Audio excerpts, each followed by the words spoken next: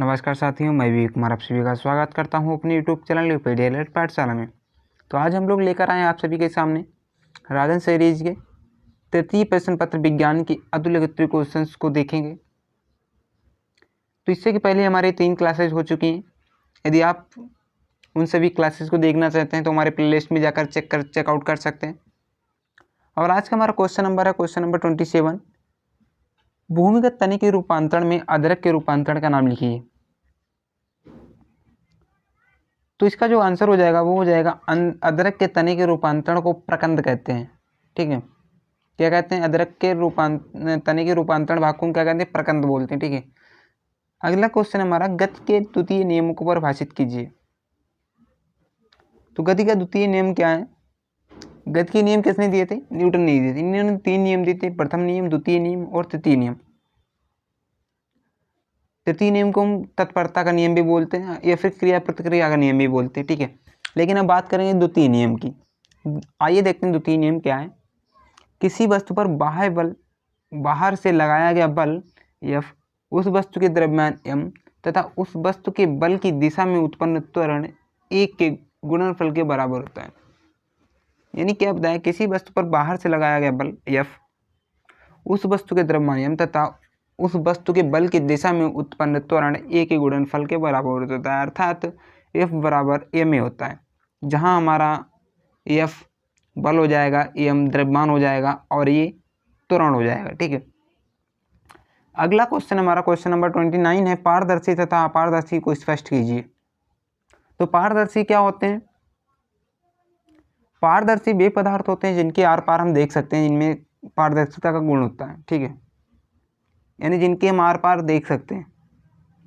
अपारदर्शी वे पदार्थ जिनके आर पार देखा नहीं जा सकता है, उन्हें हम अपारदर्शी बोलते हैं। ठीक है,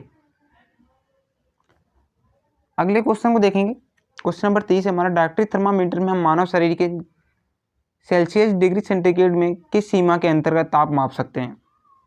तो इसमें होता है कि हम 35 से 42 सेंटीग्रेड तक ही मापन कर सकते हैं। ठीक है, मानव शरीर का जो टेम्परेचर है 35 टू 42 सेंटीग्रेड तक। क्वेश्चन नंबर हमारा 31 है। क्लोरोफिल के 2 प्रमुख कार्य बताइए। तो देखते हैं क्लोरोफिल के क्या कार्य होते हैं। इसके पहला पॉइंट है, इसके कारण पत्तियों का रंग हरा होता है। आप सभी इस चीज़ से बखूबी परिचित होंगे कि जो पत्तियों का रंग होता है वो क्लोरोफिल के ही कारण होता है। ठीक है, दूसरा पॉइंट है कि प्रकाश संश्लेषण की क्रिया में सूर्य के प्रकाश को क्लोरोफिल अवशोषित करता है। ठीक है, अगले क्वेश्चन को देखेंगे हम। वर्धी जनन की 2 विधियां बताइए। तो वर्धी जनन, जड़ों के द्वारा वर्धी जनन और तनों के द्वारा वर्धी जनन। अब हम इसके उदाहरण देख लेते हैं। पहले का उदाहरण जड़ों द्वारा वर्धी जनन का उदाहरण है डहलिया और शकरकंदी। क्या है हमारा? ये वर्धी जनन है जड़ों के द्वारा। तनों द्वारा वर्धी जनन है, इसका उदाहरण हो जाएगा आलू, प्याज, हल्दी, लहसुन। ठीक है, क्वेश्चन नंबर 33 को देखते हैं हम। जड़ के प्रकार बताइए। तो जड़ के बेसिकली वैसे 4 टाइप होते हैं। यहाँ पे मुख्यतः 2 ही हमारे सिलेबस में पूछे जाएंगे। एक हो जाएगा मूसला जड़, दूसरा हो जाएगा अपस्थानिक जड़। ठीक है, अगला क्वेश्चन है अलैंगिक जनन की 2 विधियां बताइए। तो अलैंगिक जनन की 2 विधियां हो जाएंगी विखंडन द्वारा, मुकुलन द्वारा। और भी पूछे तो खंडन, कायिक प्रवर्धन और बीजाणु द्वारा। वैसे तो अलैंगिक जनन की 5 मुख्य विधियां होती हैं, यहाँ पे हमसे 2 का जिक्र करवाया गया है। ठीक है, अगला क्वेश्चन है 3 कीटभक्षी पौधों के नाम बताइए। 3 कीटभक्षी पौधों के नाम निम्नवत हैं। Drosera, नेफेंथिस, utricularia. घट पड़ने भी होता हमारा। ठीक है, 4 हो गए, कोई बात नहीं। अगला क्वेश्चन है सरसों के पुष्प के विभिन्न अंगों के नाम बताइए। या फिर सरसों पूछ लिए या फिर पुष्प के पूछ लिए, एक ही बात होती है। तो इसमें हो जाएगा बाह्य दल, जो कि सबसे नीचे होता है दल, फिर बाह्य दलपुंज, पुमंग और जयांग। ठीक है, अगला क्वेश्चन है भंगुर एवं अभंगुर पदार्थ किसे कहते हैं? प्रत्येक का उदाहरण दीजिए। तो भंगुर पदार्थ वे पदार्थ होते हैं जिन्हें शीघ्र ही तोड़ा जा सके या फिर शीघ्र ही चूर्ण बन जाए, ऐसे पदार्थ भंगुर पदार्थ कहलाते हैं। जैसे कांच है, कोयला है। अभंगुर पदार्थ वे पदार्थ जिन्हें शीघ्र तोड़ा नहीं जा सकता है, अर्थात जिनमें भंगुरता का गुण नहीं पाया जाता है, अभंगुर पदार्थ कहलाते हैं, जैसे लोहा और तांबा। अगला क्वेश्चन है मूल मात्रक किसे कहते हैं? इसके कोई दो उदाहरण बताइए। तो देखते हैं। वे भौतिक राशियां जो पूर्णतः स्वतंत्र होती हैं मूल राशियां कहलाती हैं। इन मूल राशियों में के लिए प्रयुक्त मात्रक मूल मात्रक कहलाते हैं। मूल मात्रक की संख्या 7 होती है। ठीक है। उदाहरण दूरी एवं समय मूल राशियां हैं तथा मीटर एवं सेकंड इनके मात्रक हैं। ठीक है। अगला क्वेश्चन हमारा रेन वाटर हार्वेस्टिंग से आप क्या समझते हैं? तो रेन वाटर हार्वेस्टिंग बारिश के पानी को जमा करने का एक तरीका है। रेन हार्वेस्टिंग बारिश के पानी को जमा करने का एक तरीका है जिसका इस्तेमाल बाद में खेती के लिए किया जाता है। इस विधि में जल का संरक्षण किया जाता है और इससे धरती में पानी का स्तर भी बढ़ जाता है। ठीक है। अगला क्वेश्चन है पदार्थ की कौन सी अवस्था है जिसमें पदार्थ का आयतन तो निश्चित होता है परंतु आकृति अनिश्चित रहती है? तो ये हमारी द्रव अवस्था होती है। ठीक है। ठोस में क्या होता है? उसका आकार भी निश्चित होता है और आयतन भी निश्चित रहता है। ठीक है। लेकिन द्रव में क्या होता है? आयतन तो निश्चित होता है परंतु आकार निश्चित नहीं होता है। अगला क्वेश्चन है दोलन गति किसे कहते हैं? उदाहरण सही समझाइए। तो किसी आधार से लटकी हुई कोई वस्तु अपनी विरामावस्था से इधर उधर गति करती है तो उसे दोलन गति कहते हैं। जैसे दीवार घड़ी में हिलता हुआ पेंडुलम। यानी किसी आधार से लटकी हुई कोई वस्तु अपनी विरामावस्था से इधर उधर गति करती है तो वो दोलन गति कहलाती है। ठीक है। अगला क्वेश्चन हमारा यौगिक किसे कहते हैं? वे शुद्ध पदार्थ जो 2 या 2 से अधिक तत्वों के रासायनिक संयोग से निश्चित अनुपात में मिलने से बनते हैं, ऐसे पदार्थ यौगिक कहलाते हैं। यानी वे शुद्ध पदार्थ जो 2 या 2 से अधिक तत्वों के रासायनिक संयोग से निश्चित अनुपात में, यानी मुख्य पॉइंट क्या है? निश्चित अनुपात में मिलते हैं तो ऐसे पदार्थ यौगिक कहलाते हैं। अगले क्वेश्चन हमारा 43 है मृतोपजीवी से आप क्या समझते हैं? तो वे जीव जो अपना भोजन मृत एवं सड़े गले कार्बनिक पदार्थों से बनाते हैं मृतोपजीवी कहलाते हैं। ठीक है। जैसे कि हमारा एक होता है, आप सभी ने खाया होगा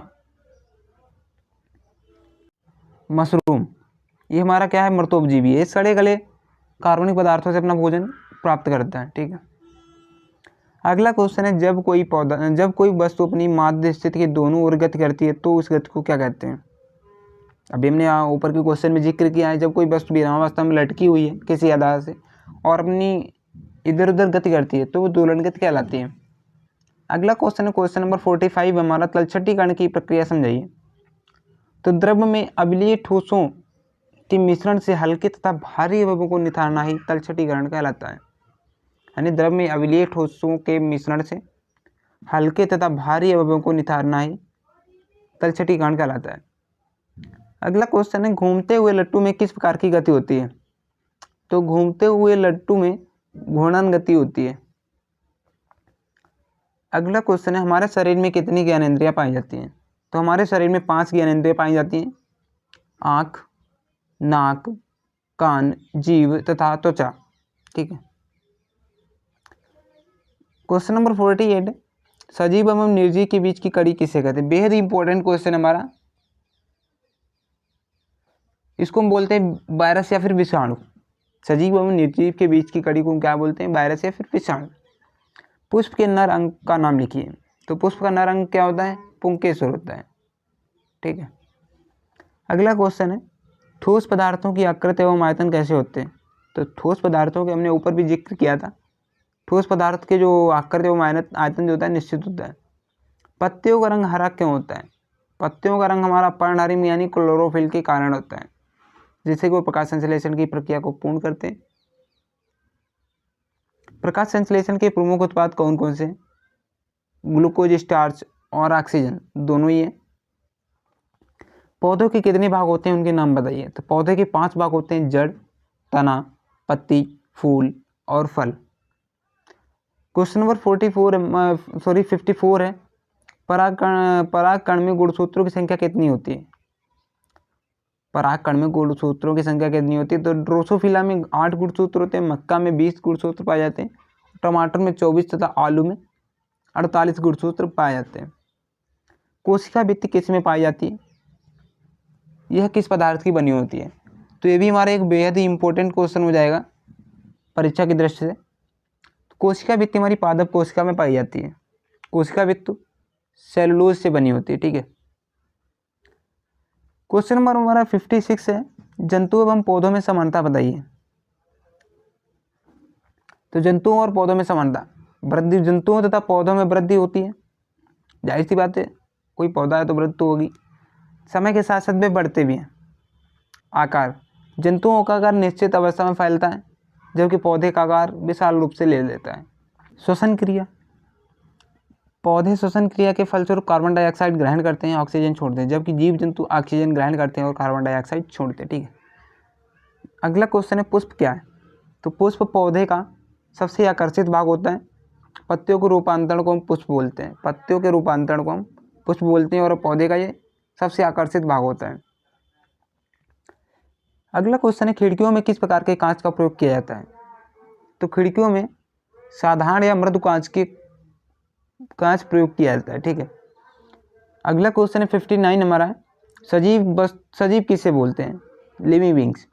हाथी, घोड़ा, बिल्ली, बानर, मानव, पेड़ पौधे जब तक जीवित रहते हैं ये सजीव कहलाते हैं, क्योंकि इनमें वृद्धि, पोषण, श्वसन क्रिया, प्रजनन एवं निश्चित जीवन चक्र आदि जैसे कुछ सामान्य लक्षण पाए जाते हैं। निर्जीव किसे कहते हैं? क्वेश्चन नंबर 60 में, वह वस्तु जिनमें जीवन नहीं होता है निर्जीव कहलाते हैं, जैसे मेज, कुर्सी, वाहन आदि। जड़ का प्रमुख कार्य बताइए।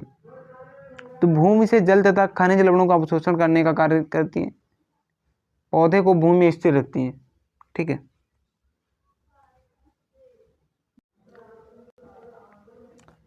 पेड़ पौधों में अलैंगिक प्रजनन की विधियां कौन कौन सी हैं?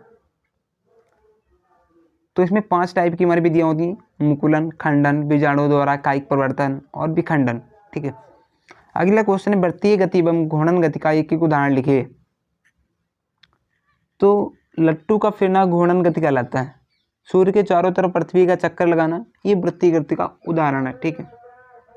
तो दोस्तों वीडियो कैसी लगी? यदि वीडियो अच्छा लगा हो तो लाइक करें, चैनल को सब्सक्राइब करें और साथ ही साथ अपने दोस्तों के पास शेयर करें। यदि आपको इन सभी क्लासेस की PDF चाहिए तो हमारे टेलीग्राम चैनल को सब्सक्राइब कर लीजिएगा, वहाँ पे आपको हर एक प्रकार की PDF अवेलेबल हो जाएगी। थैंक यू फॉर वॉचिंग, मिलते हैं नेक्स्ट वीडियो में, तब तक के लिए take care, bye bye, good bye.